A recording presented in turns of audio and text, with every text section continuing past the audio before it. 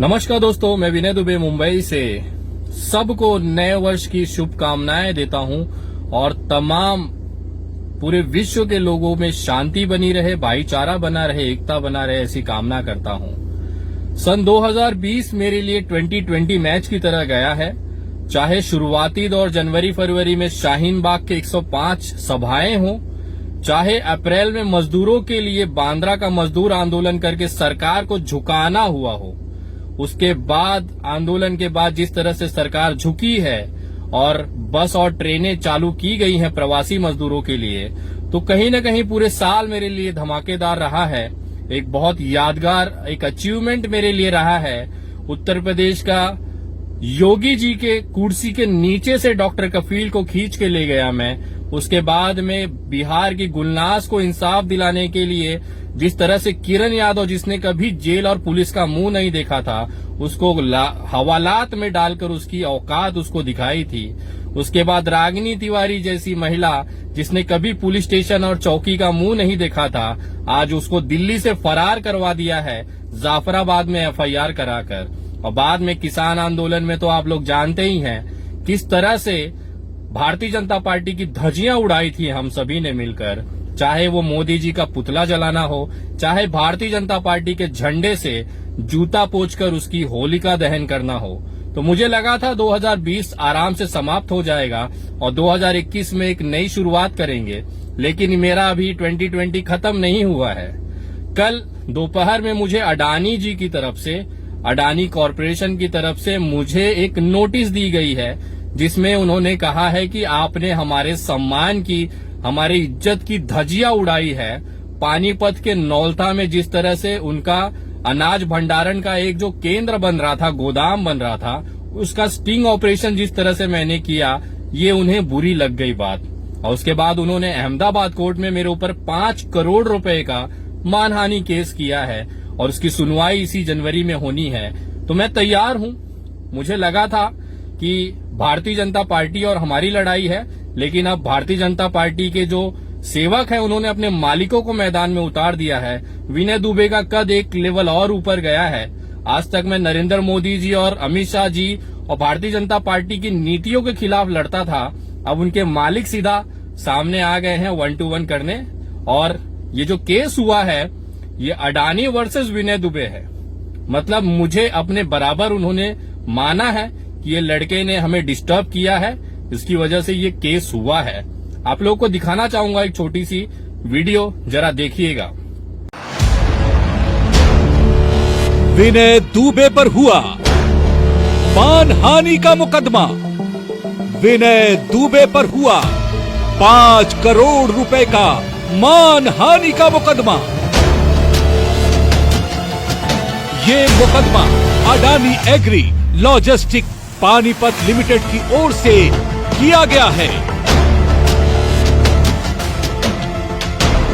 आपको पता होगा कि पिछले कुछ दिनों पहले विनय दुबे मुंबई वाले ने नौरथला गांव जाकर हरियाणा बॉर्डर पर बन रहे Adani agro logistic Panipat limited की एक स्टिंग ऑपरेशन के जरिए इस बात का खुलासा किया था कि यहां पर अडानी एग्रो लॉजिस्टिक की बहुत सारी जमीनों को घेरकर उसे अपने कब्जे में लेकर एक बहुत बड़ा भंडारण केंद्र बनाया जा रहा है। ये अडानी ग्रुप के लिए स्पेशली पिछले 1-1.5 सालों में बनाई गई है। उनके गुंडे वहां पे बैठे हुए हैं, अगर आप जूम करके देखना चाहें, वो लोग पूरी सुरक्षा कर रहे हैं कि इस रेल के और इसके बगल में जस्ट उसके उस तरफ ये गोडाउन पूरा है और उनके लोग बैठे हुए हैं कि कोई वहां पे पत्रकार ना पहुंचे, कोई वहां पे जाके जानकारी ना ले। यहाँ पे भी लगातार आप देख सकते हैं पीछे गाड़ियां आ रही हैं, जिस तरह से हमारा पीछा किया जा रहा है और पूरी जो एक छुपा के रखा गया है वो यहाँ पे उसकी पूरी तैयारियां हैं, जिसको लेकर Adani agri logistic Panipat limited ने विनय दुबे के ऊपर मानहानि का मुकदमा दायर किया है और 5 जनवरी तक अहमदाबाद कोर्ट पहुंचने का नोटिस दिया गया है।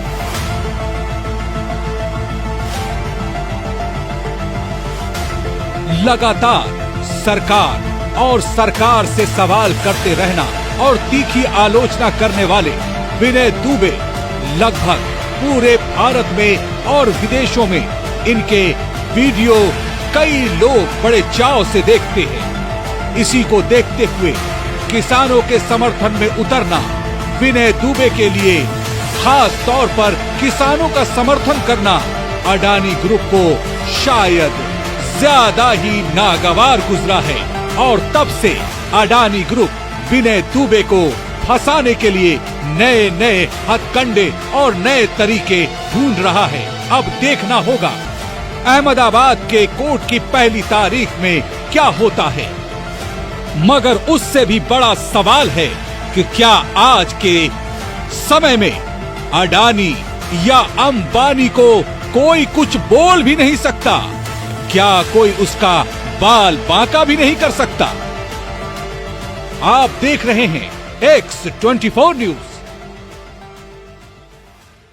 मैं तैयार हूं और बहुत खुशी तरीके से तैयार हूं। मैं इस चुनौती को, इस नोटिस को स्वीकार करता हूं और आगामी जो तारीख है उस पे अहमदाबाद कोर्ट में उपस्थित रहूंगा मेरी टीम के साथ।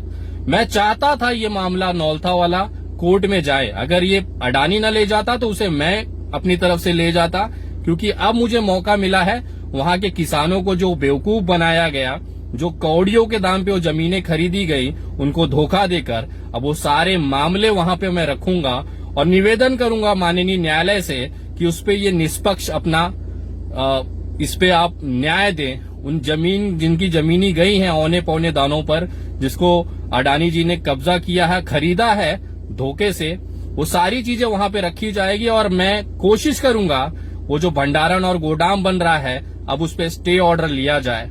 चाहे उसके लिए हाई कोर्ट जाना हो, चाहे सुप्रीम कोर्ट जाना हो, मेरे लिए खुला मैदान इन्होंने छोड़ दिया है। अब मैं धन्यवाद करूंगा उनके एडवोकेट टीम को कि आपने मौका दिया, कि कम से कम आपने सीधा बुला लिया है।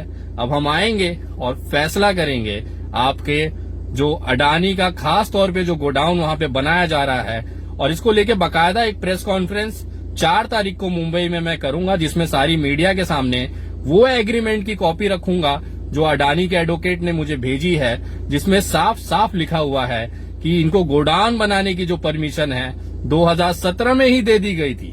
मतलब कृषि बिल आने से पहले ही इनकी तैयारियां थी। ये खुद कबूल कर रहे हैं अडानी जी, और मेरे लिए बहुत अच्छी चीज है कि ये डॉक्यूमेंट खुद अडानी जी के एडवोकेट की तरफ से मुझे भेजा गया है। वो आप जनता के लिए मैं सामने रखूंगा 4 जनवरी को मुंबई के प्रेस क्लब में या कहीं पे भी जहां पे मुझे परमिशन मिलेगी वहां पे मैं अपनी बात रखूंगा और हम लड़ेंगे।